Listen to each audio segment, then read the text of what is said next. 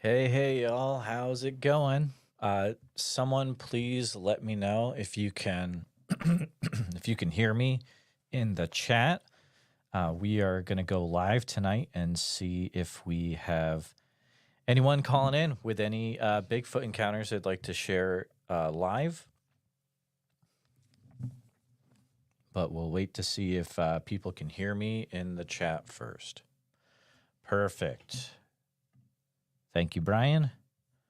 All right, hope y'all are doing good tonight. We'll be hanging out here for a little bit tonight. My name is Jeremiah from the Bigfoot Society Podcast, and if you have a Bigfoot encounter, you are welcome to call in. It's a live call-in show, and it's also recorded for the Bigfoot Society Podcast. So I'll play the encounters on there eventually.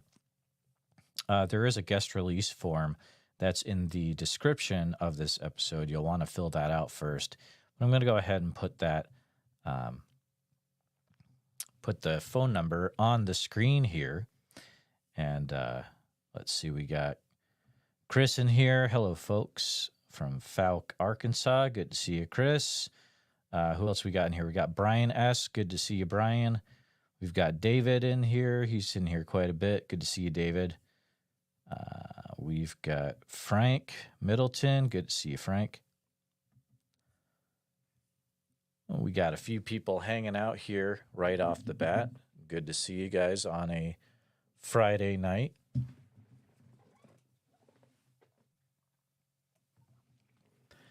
going to have the phone all set up a little closer to me here so I can see it.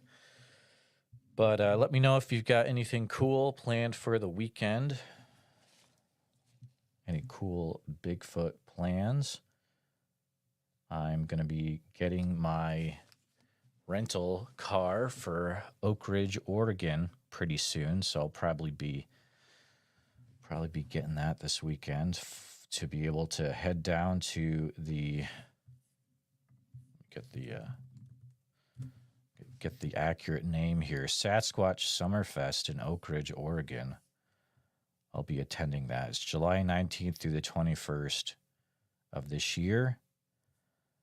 Bunch of great speakers. You got Todd Neese, you got Dave Sheely from Florida, Christy Sanders, Brett Eichenberger, Jill Raman Snyder from Flash of Beauty. You got Cliff Berkman and Jason Kenzie will be there. Tobe Johnson, Doug Meacham, whole bunch of great people. Let's see. All right, so Frank's getting ready to go do an expedition up in Tennessee. That's pretty awesome. Very cool. David's going to be there too. Well, hopefully I'll see you. Brian says Jill is awesome. That's what I hear. The stuff they put out is incredible. Guys, we've got the number up on the screen. If anyone wants to call in and share what they've experienced, you're more than welcome to. 515-809-0165. Where is it again? Oregon. Yeah, let me show you. I'll put it up on the map here.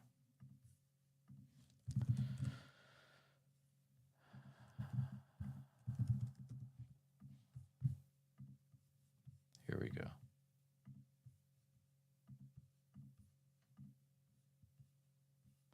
All right. So here's Oregon. You've got Eugene. So we're down in southern Oregon.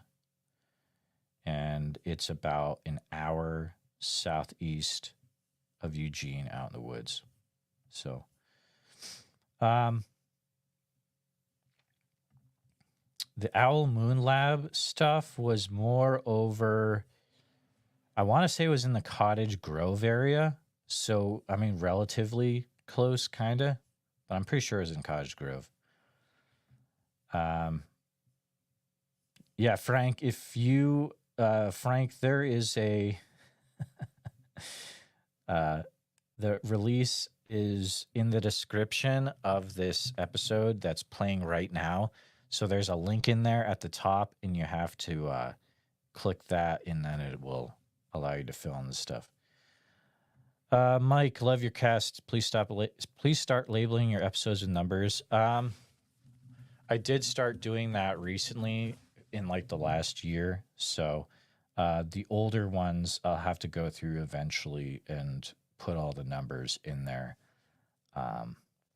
Just don't really have the time to do it right now. But yeah, I do it for the most part. I do it for the the actual podcast episodes. I do that, Mike. But yeah, no, it's that's good feedback. Want to make sure that that happens so that people can refer to them easy. Let's see.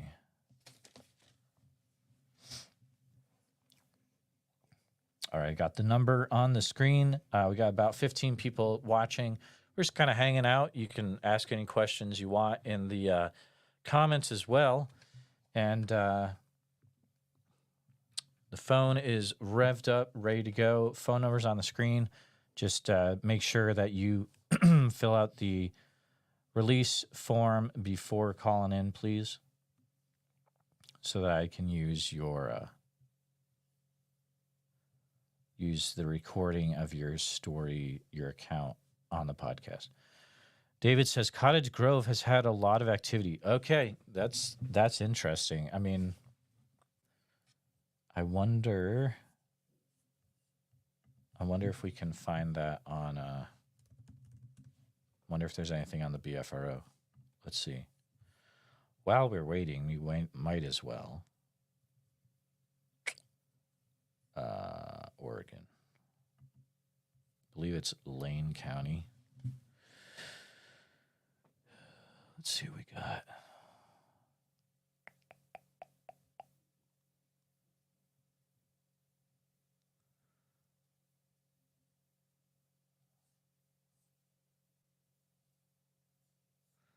Nothing in the titles, but I bet there is a ton there from what I've heard. Including a mile-long trackway around a lake. Oh, yeah. Oh, yeah, totally. That's where, yeah, I remember reading about that in the Bigfoot Times. Yep. I'm I'm tracking with you now. All right. Let's see. Sherry, just hit the like for the show. Thank you. Make sure you're subscribed all. Hit the like, please, as well. It does help with the algorithm. I'm new, saw some back episodes, and enjoy your presentations. Thank you. Hey, appreciate you being here. There's plenty of stuff to watch and listen to. I've got almost up to 400 episodes now. Shaka Zulu is here. Greetings from Belgium. Great to see you. Thanks for being here. We're having a live call-in show. Sometimes we just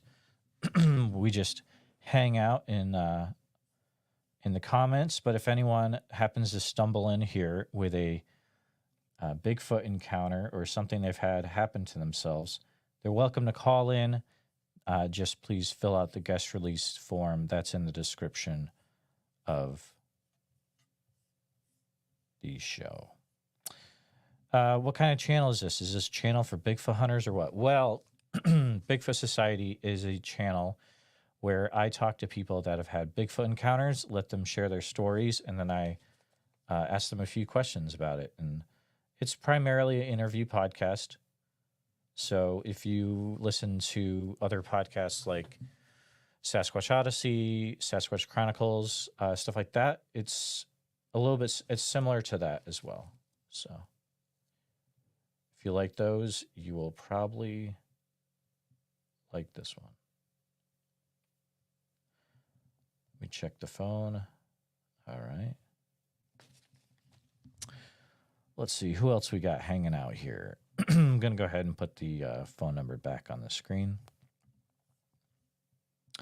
Guys, let me know in the comments, do you have any other festivals that you're planning on going to this year coming up, this summer? Any Bigfoot festivals, anything like that? Let me know. We got Bonnie in here. Greetings from Southern Oregon. Good to see you, Bonnie. Memphis is here with the green checks always. Great to see you. Okay, David is in Coos Bay. Awesome. Let's see where Coos Bay is.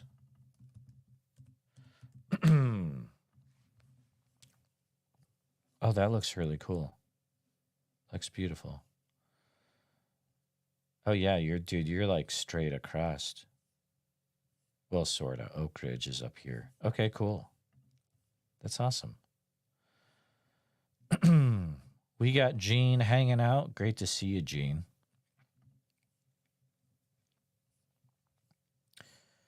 We're doing a Friday night Bigfoot Encounters live call-in show. If anyone has any Bigfoot encounters, you're welcome to call on in. Numbers on the screen. Just fill out the guest release form that is in the description of this episode before you do, please, as it is recorded and live for the podcast. So we got a lot of people hanging out here. Coos Bay is beautiful. That's what I hear.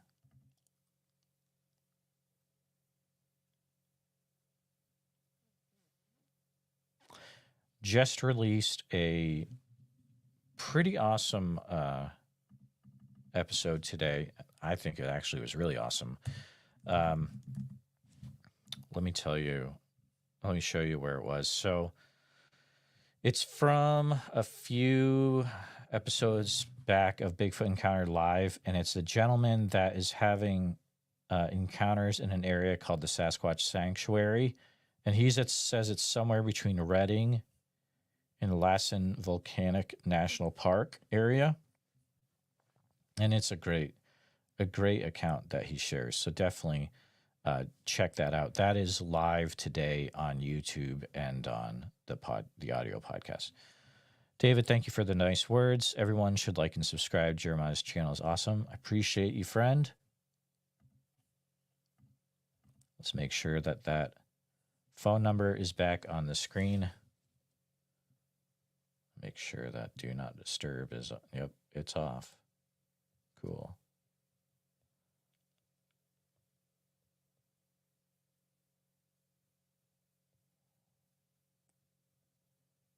All right.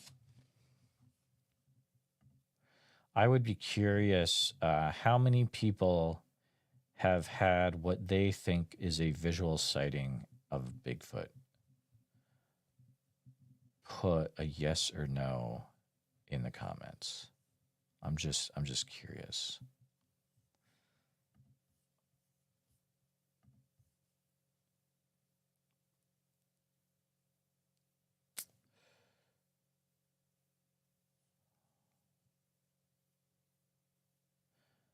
See, Kip says, what kind of call is the whoop? It's a good question. And Kip, I don't know if anyone actually knows yet. We can kind of look at similarities to different ape species and how they use it. I guess we could do that. Not that I know that information, but that might be somewhere to start, Kip. Let's see. Frank says, I'm fairly new to the Bigfoot Club, although stories that I told my friend he said was a Bigfoot encounter, but your show is one of my favorites. I listen to daily now. That's awesome. Frank, definitely would love to chat with you someday if you ever want to do that.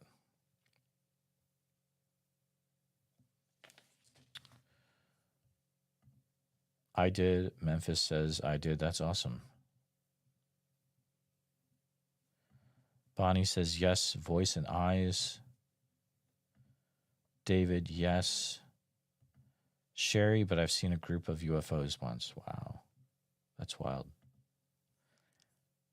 We got the phone number back on the screen. If you're watching this and you know someone that should call in, go ahead, contact them directly, and say, hey. Awesome. So Frank should be calling later, hopefully. Say, yes, sir, I filled out the release form. We'll call here soon once I get my dogs calmed down. Absolutely. Get the dogs calmed down first, and hopefully we will hear from you later. David says, I want in Oregon and near Bluff Creek. Wow, that's awesome. That is very cool.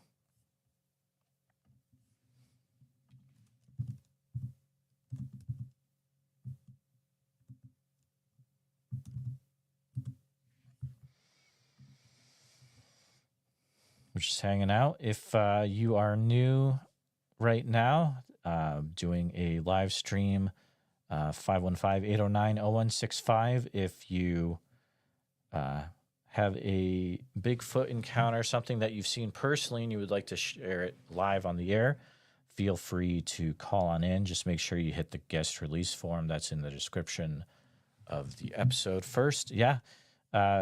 One day, David and I will definitely chat. It almost happened, and then there was something on one of our sides. I can't remember who, but one day, David and I will chat for sure. It's very close. So I look forward to it.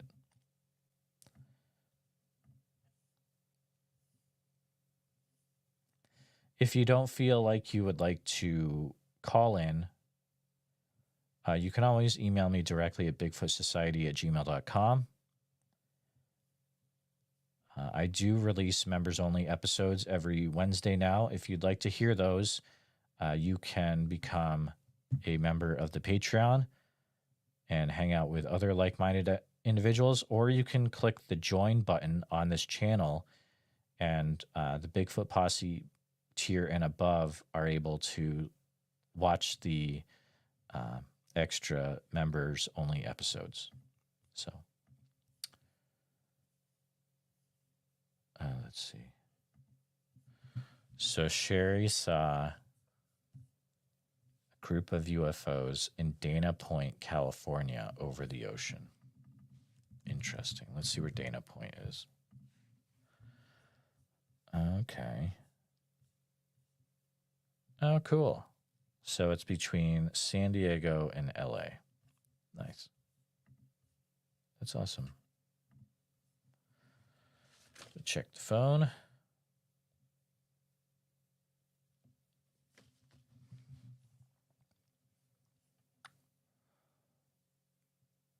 Oh, here's a question for everyone. Do you think there are different types of Bigfoot because people see different colors, or do you think there's just like maybe white Bigfoot because they're older, or one-offs in certain areas like Alabama or Northeast Pennsylvania? Let me know what you think in the comments. David, we'll see you later. We'll catch you next time.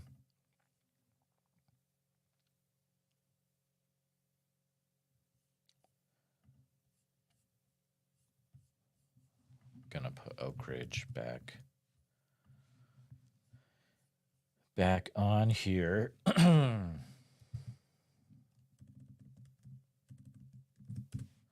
Oh, here's something I've done before.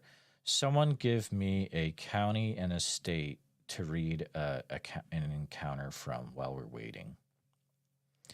Someone pick a county and a state, and I will see if there's a Bigfoot encounter on the BFRO,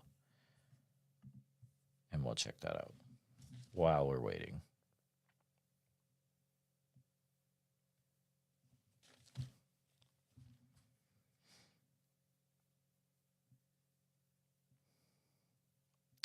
If you're new, we are doing Bigfoot encounters live. If you have a Bigfoot encounter, you're welcome to call on in.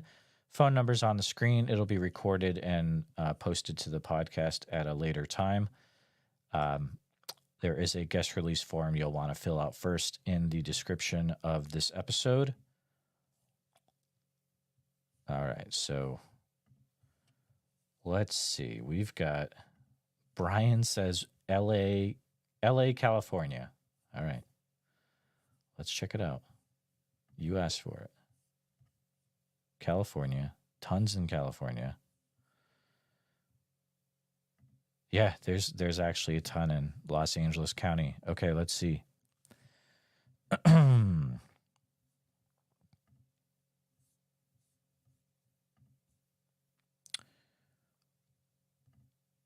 Okay, here's one. This is from 1993. Area is located between Highway 14 and Highway 5. Nearest town, Gorman. I left my parents' house on my way back to NAS, Lemoore, California, as my buddy and I were heading towards Gorman on 138 between 200th Street West and 280th Street West. We both saw something to our right running through the desert. It had to have been 7+ feet tall, thin and long stringy hair hanging off its body. Arms seemed long with a long stride. I don't believe what I saw. About a minute later, my buddy asked if he had seen something. I said yes. He then described exactly what I saw. It was dark and really spooked us. We took off quick. To this day, I know I saw something, and it puts a chill both down our spines when we talk about it. Wow. That's wild. All right, let's see here. Bonnie thinks, I think there are different colors in different localities. All right, cool. Rita's Roost. Hey, watching from the Arkansas Ozarks. Awesome. Mitzi. Hey, how's it going, Mitzi? I do think there are different types. Absolutely. Brian says that's the high desert. Jeremiah used to live out there. Okay, cool. Let me check the phone real quick, make sure there's no calls, and we are good for now. If you have an encounter you'd like to share live on the air, you can call in. Phone number is right here. Just make sure you fill out the guest release form that's in the description of this show, as this is recorded live to be put on the podcast, which is Bigfoot Society. All right, Memphis wants me to look up Shelby County, Tennessee. I will do that for you. All right. Shelby, there's 2. Okay, there's 1. All right, here we go. Brief sighting by motorist near Shelby Forest. There's a typo there, BFRO. You might want to hit it. Year is 1985. There were 6 of us driving towards Shelby Forest one night just after dark. We had probably driven 5 or 6 miles from Highway 51 when something ran across the road in front of the car just inside for the headlight range. At the same time I saw this, driver of the car stopped immediately and looked around at everyone in the car. Apparently, he could tell by my look I saw it too, and then asked me directly if I saw it. I said yes, and then we drove in reverse until there was a turnaround between the divided highway and got out of there. To this day, I'm not sure what it was that I saw, but it was on 2 feet and very fast. Watkins Extended is divided, and it crossed 4 traffic lanes and the median in just a couple seconds. It was very black and looked like it was covered with fur. It was hard to tell exactly since it was just inside the headlight range and happened very quickly. It ran with a slight forward tilt and with a very little arm bend. No one else in the car saw it besides myself and the driver. All right, that's weird. Let's see. All right. Oh, yeah. Okay. Mount Shasta, California. All right. I'm trying to...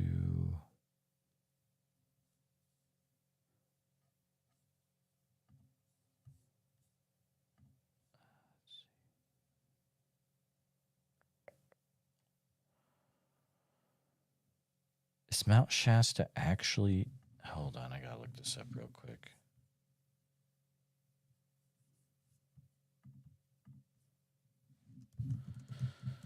Mount Shasta County, Siskiyou, that's right. I knew it. I was in the wrong county. All right, let's see what we got. Looking for a Mount Shasta one.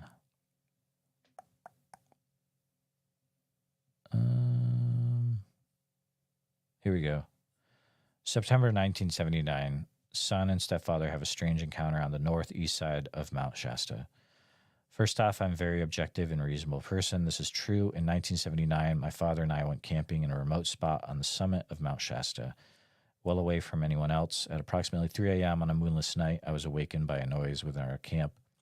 At the time, I thought that it was my father up to relieve himself, which I thought was odd since he rarely woke up because he usually slept like a log.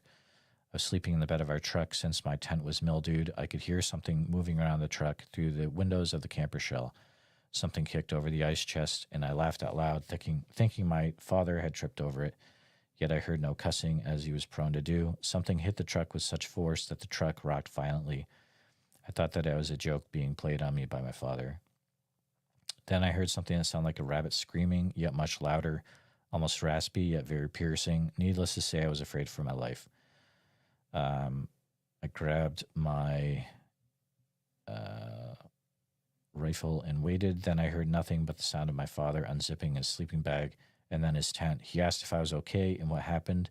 He had wakened to the sound. This may sound like a prank fueled by my father, but he would not dent his truck for a prank. Yeah, that's true.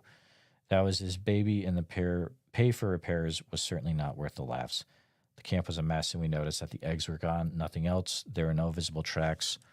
We were far from the road, so bare earth was not around. We had no fire, only a camp stove. I don't know what the significance of the missing eggs was all about, but we did find the carton a ways from the camp that morning. I doubt any of this will help in your research, but the egg thing still puzzles me. We obviously left that morning. There you go. Really interesting. All right. Frank, you can call right now if you'd like. Planet X is here. Good to see you, Planet X. All right. So we got 21 people hanging out. We are having Bigfoot Encounters Live. It's a show where if you want to call in with your Bigfoot encounter, if you've seen Bigfoot, you can call the phone number that's on screen. Just make sure that you fill out the release form that's in the description of the show first. And we'll give Frank a few more minutes here. Yeah, Frank, if you would like to call right now, you're more than welcome. The lines are open. Here we go.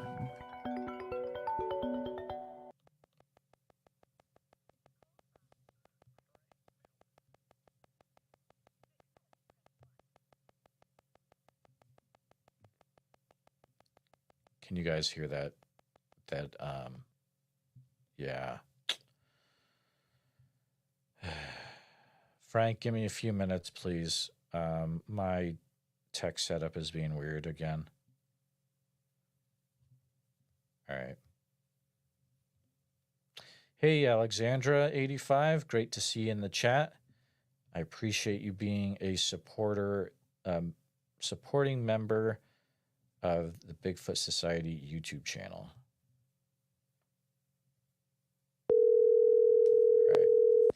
All right. Guys in the chat, if you can let me know if you hear Frank once he gets on the phone, please.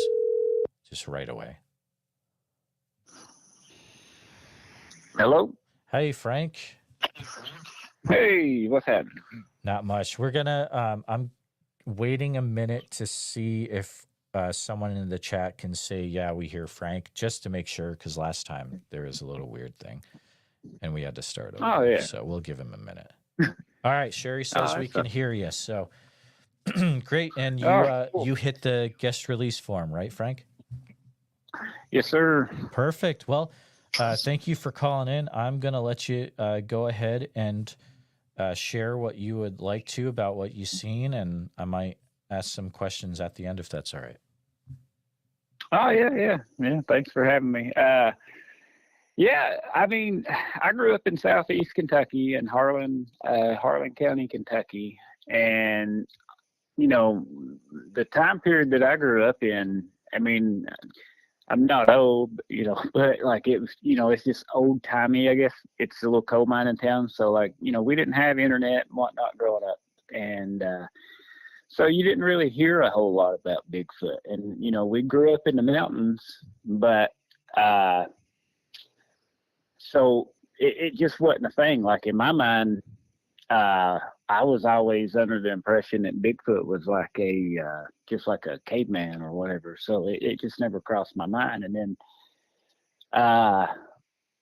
kind of, you know, I've had a few things. And when I moved to Florida, I joined the Army and whatnot. And when I moved to Florida, there's a guy that I worked with. He's from Ohio, and he's like a huge Bigfoot believer. And I never scoffed at him or whatever, but, you know, I would tell him, you know, we just get to talking after years of working together, and he'd be, oh, you know, that's a Bigfoot. You know, I just like, yeah, okay, cool. You know, and he'd say, no, I'm serious. That's a Bigfoot. And I never really thought much on it. And then he started showing me videos one day and telling me things about it. And I started, like, it started kind of clicking. I was like, maybe it was a Bigfoot. And then, as I started researching everything, that's the only thing I can think of, to be honest. The first thing that happened, all three besides one when I was a kid, happened within a span of like 2 years, maybe back in, I guess, the end of '07. I got back from Iraq in October of '07. And I know we spent a lot of time, me and my buddy spent a lot of time fishing and camping. And so it had to be between the end of '07 and probably the first part of '08. And one night we went fishing down at the bottom. It's like right at the base of Pine Mountain. And we was out fishing all night. It was a really good spot where rivers would kind of connect. And it was probably about 1, 2 o'clock in the morning, and we started hearing splashes in the water. And, at first, didn't think much of it. It was kind of getting irritating because, it's like, it's got to scare the fish away. And, we grew up in the mountains, and we didn't really use tents or anything when we went camping. We would just, sleep on the ground next to the fire or sleep on the riverbank or whatever. And that's just the way we done it. And so we was just kind of sitting by the fire, and when we started hearing splashes, the first thing that kind of crossed our mind after we was like getting irritated was that maybe it was beavers like smacking their tail on the water. And then the rocks started, like we started noticing they were getting closer to us.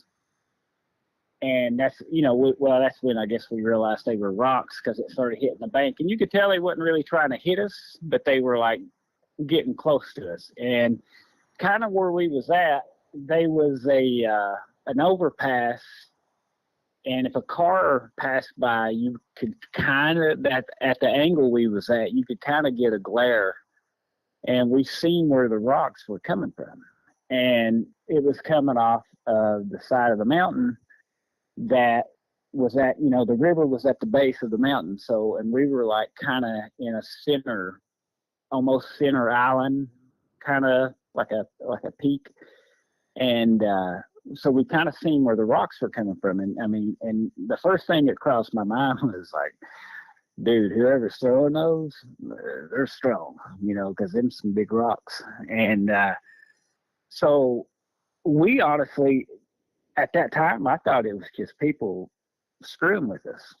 And we didn't have anything back, like as far as rocks, because it was kind of like a sandy bank. So we had like full pop cans that we started launching back at in the direction. And I just started getting like a really a bad fear vibe, like something's telling me to go. And I'm one of those type that I've always trusted my gut. So when it's time to go, it's time to go. And you can call me a sissy, you can call me whatever you want. When my gut tells me to go, I'm going. And so I started to leave, and they was like, come on, it's just somebody. I was like, well, you can stay or whatever. And I just took off. I started walking back to the truck. And as I got back up, there was a cop coming by, and I flagged him and was like, hey, I was like, we've done our fishing, people's throwing rocks at us, whatever. I was like, can you go this way and flash, your spotlight? And he did, and he couldn't find nothing. And, so not saying that it was or wasn't, but that was the first kind of the thing that got me thinking when I was telling these stories. And then maybe like 2 months later, I was working for a security spot. It was a company called Securex, and basically they would take you and you would sit out in the mountains and kind of watch to make sure like copper thieves and whatnot didn't come and try to steal copper out of the mines or mess with mining equipment and stuff like that. And, at first I thought it's going to be like what I'd see when I work at the mines, like, people sitting in a trailer or something like that, but it wasn't. And you had to sign a paper saying that you wouldn't take a gun on site or you wouldn't carry with you. And I thought that was fine until I got up there. And, I realized I'm sitting in, the middle of the mountains by myself in my vehicle. And I'm working from 6, in the evening to 6 in the morning. And, I had a little $300 truck that nothing worked on it, like none of the gauges or anything. And I remember it was in the middle of wintertime. And one of the nights that I was up there, it happened back-to-back nights. My truck, it was old, so it was like I turned it off because I didn't want to waste gas. And I went to start it, and it was dead. So I was pretty much, stuck. And the lights didn't work. I didn't have a gun or anything like that. So to be honest, like, it was kind of spooky. And I started hearing footsteps and limbs breaking. And, I thought, figures. And the lights on the truck wasn't really that bright, really didn't have a good flashlight. And to be honest, like, I really didn't want to get out and check because, whoever's going to be up there where I was at, it was a good 30, 40-minute drive through rough road, like back roads in the mountains. Like, you're driving up the mountains. Like, I literally had to put cinder blocks in the bed of my truck to make sure I could grip good enough to get up there. And so no one's going to be up there. And if they were up there, they're not walking. And if they, so you would have heard a vehicle or something, or a four-wheeler if somebody was up there. And at that time of night, you would have seen lights because nobody would have been up there just walking without lights. And I started hearing footsteps, and they was coming around my truck. And to be honest, I locked my doors, and I shut my eyes, and I pretended to be asleep. And I figured, if something came close enough, I didn't want to see it anyway. and I pretty much laid there and kept my eyes shut. And I heard stuff getting around the truck that wasn't animal. You could tell it was, I guess what you call bipedal. It sounded like a human walking. But I didn't really want to check. And I couldn't really wait till morning. And I kind of just, I guess, eventually dozed off. And then I woke up to something beating on my truck, and it was a guy, he was doing his rounds, and he gave me a jump, and I left. So the next day when I came up, it was a different spot, but the same mountain. And this time I wasn't at Pine Mountain. These 2 times I was going up Highway 38. It was a place called High Splint Coal Mines, but it was at the top of this mines.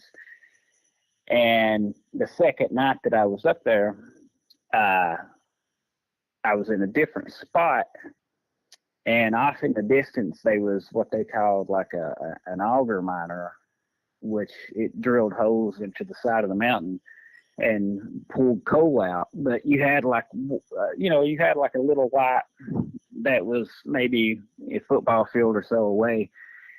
And I remember sitting there, and it was all 3 times it happened around the same time. And it was about anywhere from 1 to 3 at night. And this time I started getting rocks thrown at me again. And at first I thought it was rocks, maybe, the way, like if you was walking through gravels and, you might kick some rocks and you would hear them scoot across the ground. That's kind of like what I would hear at first.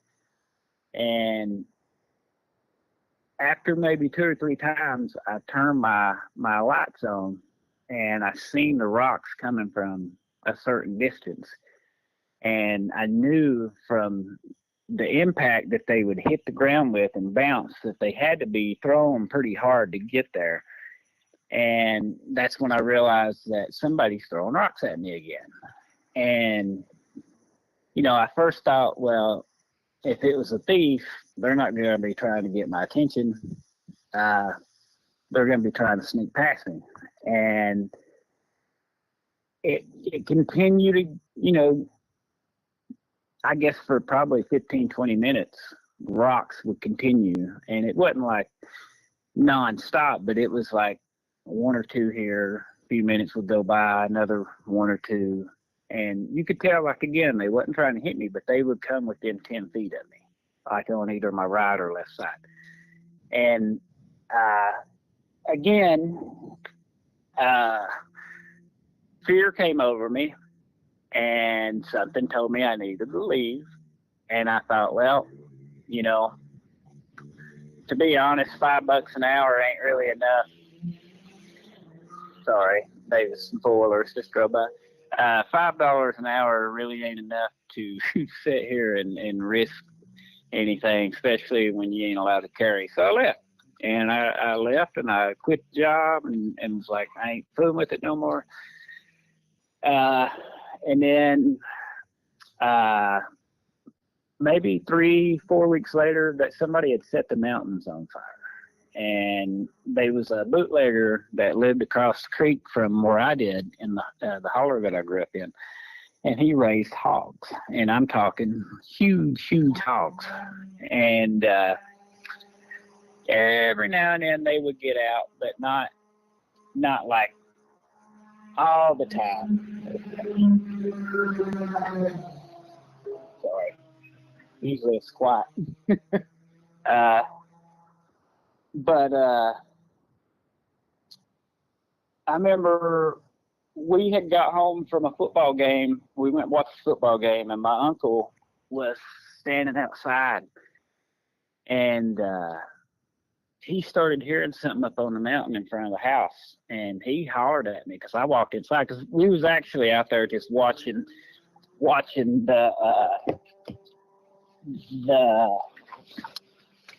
the glow off in the distance of where the mountain was on fire, and kind of like keeping an eye on where it was going.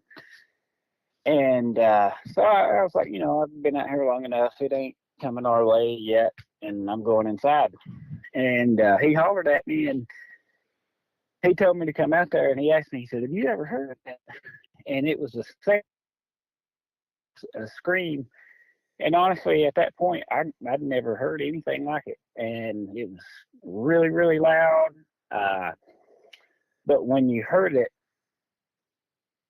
it sounded like somebody was driving a truck or whatever through the mountains. It was like the branches and stuff was breaking, and it just sounded like something was just flying through the mountains, and it was at a fast pace, and it was headed towards where the hogs would normally be, but I'd never heard that squall or whatever. And I'd heard the guy when he would neuter the hogs and stuff, and I knew what hogs sounded like, and I knew what deer and bear and all that sounds like, and but I'd never heard this. And he asked me, he's like, you know what that is? I said, I had no clue. I'd never heard that. And it wasn't until I started getting into this and doing my own research, and I've got really addicted and hooked into this now. And so when I ain't doing something, working or something like that, I'm constantly listening to YouTube and watching videos, and just I really like hearing people's stories because I learn a lot from that. And it's just interesting to me that so many people from different spots around the world have the same stories. And I live down in South Florida now, and I guess they call it the skunk ape down here, and I don't really know much about it, but I've gotten really into it. But after researching and stuff, a lot of this stuff, little things would come back to me. And I remember as a kid walking out of my house one morning, but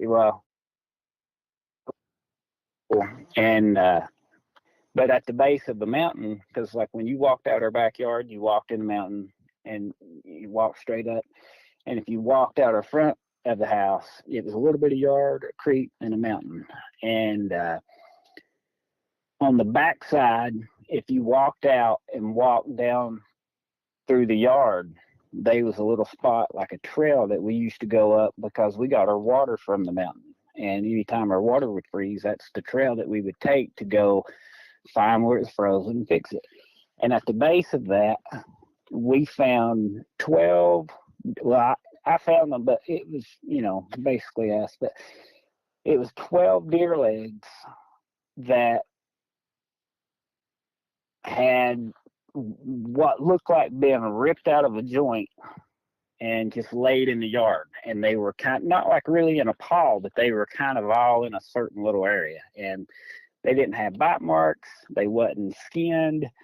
Nothing wrong with them. It just looked like somebody had literally ripped them from the deer and threw them in the yard and left them.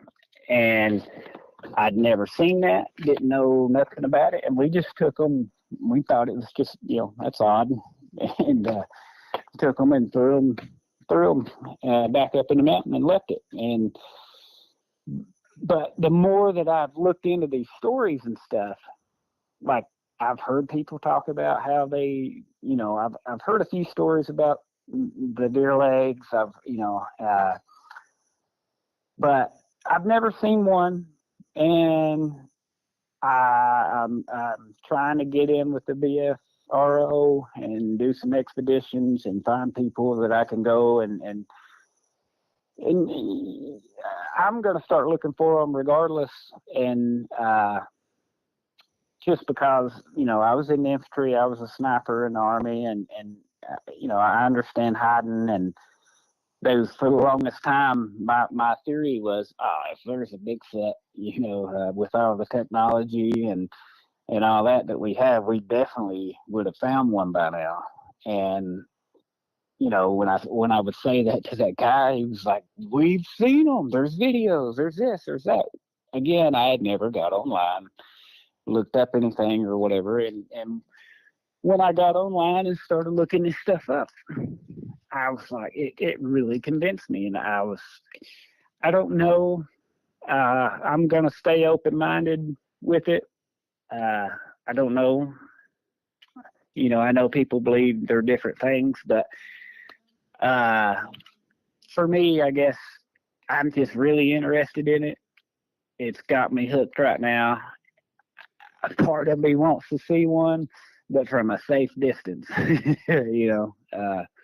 but yeah, I mean, that's all I've really experienced. But looking back on it now, and after all the stories and stuff that I've heard and watched, I just can't think of anything else that it would have been, Frank, you've had some really interesting stuff happen. Thank you for sharing it. That Harlan County, Kentucky, I mean, some of the wildest stuff happens in that area, and not just with Bigfoot. Also, there's a lot of dogman stuff that happens there too. But that's another thing that I'd heard. Like I said, we didn't. It was just something that never really. It started making sense now when when I look back on going camping and stuff as a kid, because when we would go camping, like my friends and his parents, like they would always line their four-wheelers up in a circle, and if you would hear any type of limb breaking or anything like that, they'd try to sneak over and get on their four-wheelers and hit the lights at the same time. That way it'd be like a 360 perimeter type thing, and I'd always, now that I look into it, I realized that where I grew up was a big hot spot. And the guy that's really into it, he's like, "Dude, you were right there where they're, where it's at." And I thought, again, I was like, I guess, but now it's like, now that I've moved away and I'm really into it, I'm not there to go looking around. And I'm sure I remember we would always walk to catch the bus down to my grandma's, and it wasn't a far walk, but like I said, they would always talk about hearing screams like a woman screaming, or like she's getting killed or whatever. And my mom and them would always say, "Oh, you better hurry up and get to your grandma's or whatever," because at the time I thought they were saying woolly booger, but now after watching stuff, I guess they called it the wood booger or something. And I always, I just thought it was a joke or and they would say, "Oh, it's a mountain lion or it's a bobcat," and it could have been, I don't know. But as a kid, I didn't really waste a lot of time getting there, so I would run. And but now looking back at it and looking at some of the stories, I think I was listening to a podcast where a guy was talking about one coming out of the weeds and breaking a hog's back and smacking it. And I thought, well, with all the hogs that's over there, it's a possibility that, they kind of, because my idea is there's a lot of four-wheeling and stuff going on down that way. A lot of people are in the mountains, but the thing is, you're on trails.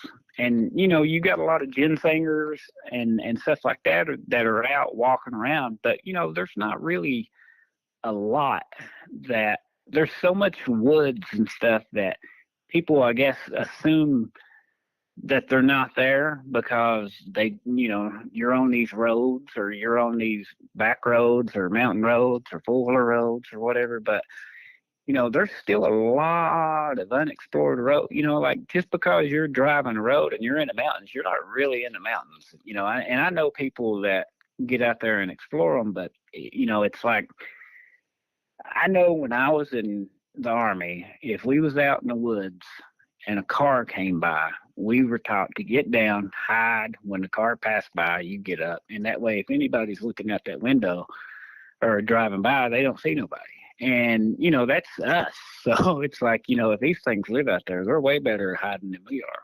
And so if they don't want to be seen, I don't see why it's so hard for people to believe it. And I was one of them, I was always, but like I said, I didn't know a lot about them, I was under the impression it was just a caveman.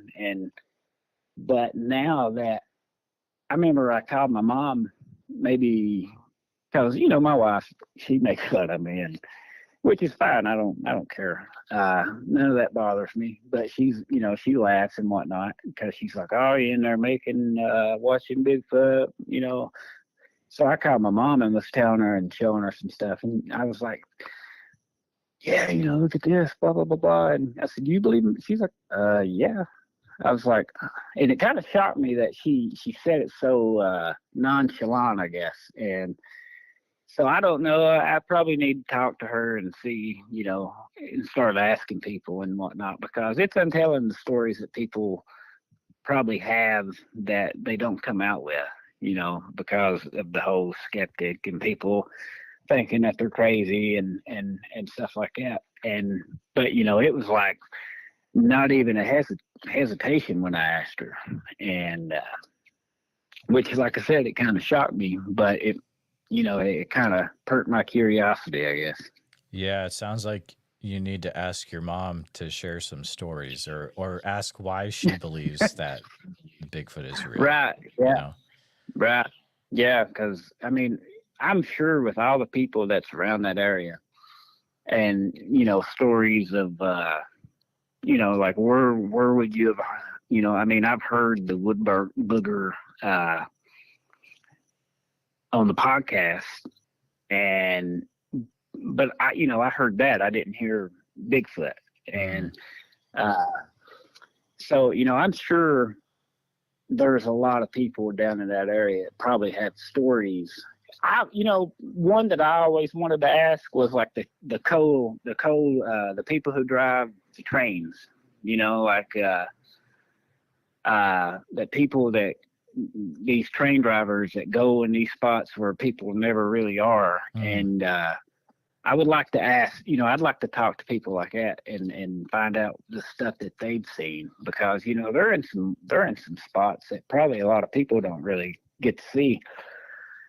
And I mean, not that they would or not, but I'm new, so I'm kind of excited.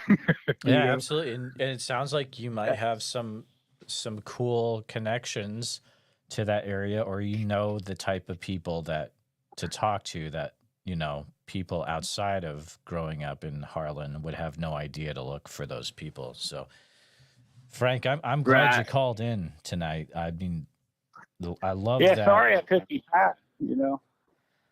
I love Sorry, I know that something breaking through the woods and the loud scream event. That is incredible. I mean, there's no doubt that was probably a Bigfoot up there or something similar. Like, that's wild, man. I had never heard that until I started listening to the podcast. And when I heard some of the sounds from the podcast of, I'm not saying it was a whoop, but it was almost like a howl.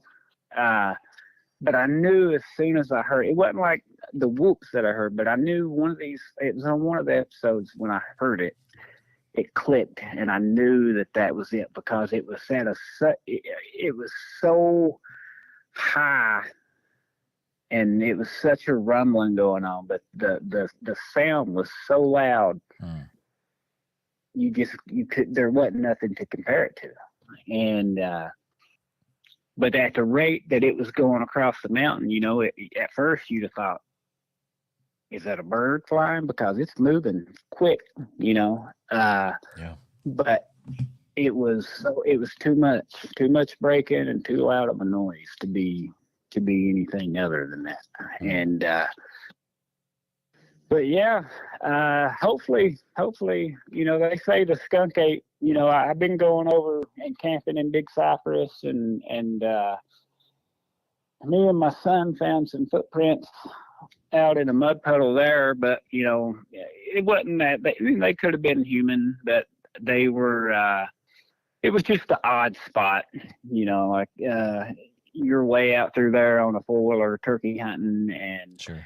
There's no prints going up through a trail and stuff like that, and it's just in one mud puddle on their face in the weeds, And but then I hear that the skunk ape has 4 toes, but then who knows? I don't know much about it. There's some weird stuff down in Florida, definitely. Keep me in mind if you come across anything when you're down there looking around. And I appreciate you calling in and sharing all about Harlan County, Kentucky. That was really cool, Frank. I appreciate it, brother. Sorry I took up so much of your time. You're good. You have a great night, sir. You too, brother. All right. That was awesome. Thanks to Frank for calling in about his time in Harlan County, Kentucky. We got a few people hanging out. We got Cindy here. Good to see you, Cindy. She says hi from Cowlitz County, Washington. Great to see you. I think that's an area that has quite a bit of Bigfoot in it from what let's see. Oh yeah, totally. I mean, that's that's why, because it's just north of Rainier, Oregon. That's why it sounded familiar.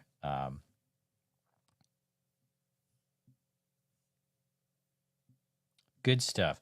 Guys, we're still hanging out. We still got time tonight. If you have happened to have anything weird happen to you when you're out, you think could have been a Bigfoot, or you saw a Bigfoot, or you had a Bigfoot encounter, you're welcome to call on in. Phone number is on the screen. We just had Frank call in from Southeast Florida, but he was sharing about his time in Harlan County, Kentucky. So if you'd like to call in with what you've experienced, we'll be on for a little bit longer. There's a guest release form in the show notes. You can definitely fill that out first, please, but then you can give me a call. got Do Not Disturb off now. Phone number is 515-809-0165. We got a lot of people hanging out. We got about 30 people hanging out in the chat. Let's see, who haven't I shouted out yet? We've got Alexandra85 is back. We got Atlantis IRL. I'm late. I'm glad you're here. There's Frank. Good to see ya.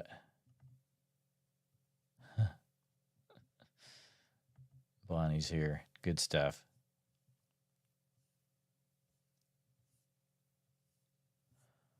All right. While we're waiting, we'll see if there's anyone else that will call in. We will try to hit up. Do me a favor, give me one more county and state to look up a Bigfoot encounter in, and I will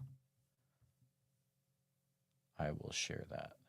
I'll read that out. So if anyone has a county and a state that they would like me to look up for Bigfoot encounters, go right ahead.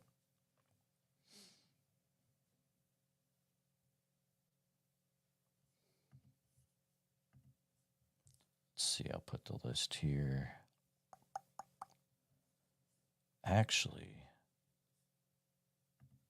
maybe I'll do Kentucky. Since we were just talking about Kentucky. Oh, yeah, look at this. We got Harlan here. I'm going to look up Harlan. Look at this. Here's a Class A from Pine Mountain. And he was just, Frank was just talking about Pine Mountain. So that's cool. Let's check it out. 2006. It was the opening morning of Kentucky black powder deer hunt. I had found a saddle on a map that was almost 3 miles back into the hills. I went into the saddle 2 days before and found a big rock overlooking the draw in the ridge that leads into the saddle. It was somewhere around 1 hour before daylight that I was slipping up the ridge about quarter mile from the big rock. All at once, something jumped out of the tall grass on my left side. Then all at once, another something jumped up. I turned my 2 AA flashlight on and turned it at whatever jumped up. 2 sets of red, orange colored eyes were looking at me no more than 50 yards away. The biggest of the 2 looked to be around 7 foot to the eyes. The other was about 2 foot smaller. With my small light, I could not see for sure what I was looking at. All I could see was 2 dark things looking at me. All at once, they took off running, and the eyes disappeared. I spotted the eyes again, going out on the ridgeline about 100 yards in front of me. I thought it was bears standing up looking at me in the grass, so I didn't think much of it. I got to the rock and set up my gear for my hunt. I wear scent-lock clothes when I deer hunt, and I also drag a rag with deer urine on it behind me to mask my scent. I tied my orange vest up in a limb over my head so other hunters could see me. I put my ghillie suit on and set back, waiting on daylight. Right at the break of daylight, I was looking at into the saddle for a buck. All at once, a stick about 2 foot long came flying at me and landed right behind me. I turned and looked and seen this big black-brown monkey-looking thing squatted down looking at me about 50 yards away. My first thought was somebody was teasing me or was trying to run me off. I stand up and yelled, "Hey, you better say something or I will shoot." I pointed my black powder and it moved its arm back and I could see it had another stick in its hand. I yelled again. All at once it came rushing at me. I shot in front of it and it turned and took off. It went about 75 yards and stopped. It stood up and looked over toward a thicket and grunted. A smaller one came running out, making a crying sound. By this time I had already reloaded and was headed off the rock away from the things. I walked away from the rock and left all my gear. The next day I went back in to get my gear. When I got there, my backpack was tore open and my things were laying everywhere. I had crackers and potted meat and some Coca-Colas. The can had been hit on the rock and busted open. Anything that was food was ate. I had a knife and a Game Boy in my pack also. They were still there. That proves to me it was not somebody. They would have took them. The limb my vest was on was broken out. My drag rag was gone. I think I seen a mom and a baby Bigfoot. When I had on scent-lock clothes and had deer urine on a drag rag, they could not smell I was human. Also, I had a ghillie suit on. I think it thought I was one of them. Wow, that's wild. That's awesome. That's a really good encounter.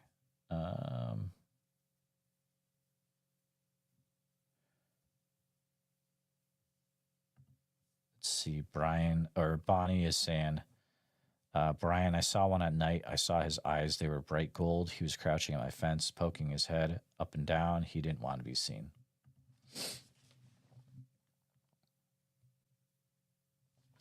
All right, we're going to do one more. Let's see. I'm going to look into California.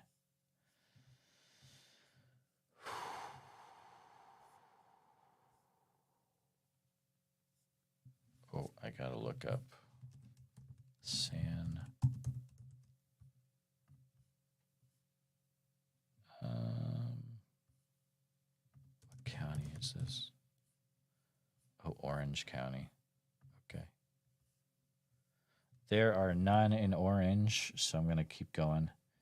Macomb County, Michigan. Macomb. There are none in Macomb. Let's see. Sullivan County, New York. None in Sullivan.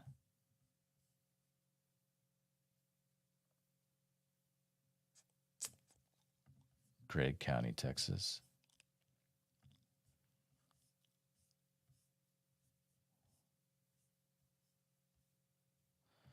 All right, here we go.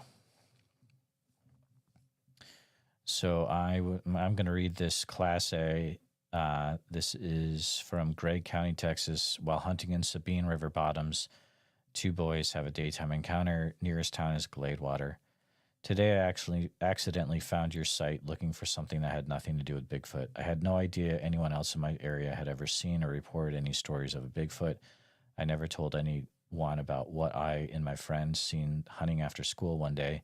I don't remember me and him even talking about it very much. It was in 1987. It was hunting season. I'm not sure the month. The 2 of us were walking along a dirt road in the Locker Plant River bottoms. Not sure which of us seen it first, but definitely caught our attention. We were looking down a right-of-way when this large figure walked out of the trees. It walked along the tree line for several seconds, going back into the trees. At first, we thought it was one big man or maybe someone hauling a deer across their shoulders. I remember asking my friend if that guy was wearing a fur coat. We knew what it was, and it was not a man. The thing was at least 7 feet tall and covered in hair. It seemed to walk like a person. It was too far away to notice any details about face, hands, or feet. I'm not sure, but think it noticed us, and that was the reason it never crossed the right-of-way. We knew what we seen, and even with guns in our hands, we both ran all the way home. Wow, that's wild. That is crazy. All right, guys, we are going to go ahead and call it a night, but I appreciate you all hanging out. And special thanks to Frank for calling in and sharing what he encountered down in Harlan County, Tennessee. Make sure, guys, that you are subscribed to this channel. Hit the bell icon so you'll know when I'm going live next, because I do these every once in a while. And make sure you subscribe to the Bigfoot Society Podcast on your favorite podcast platform like Apple Podcasts or Spotify. And we will see you guys next time.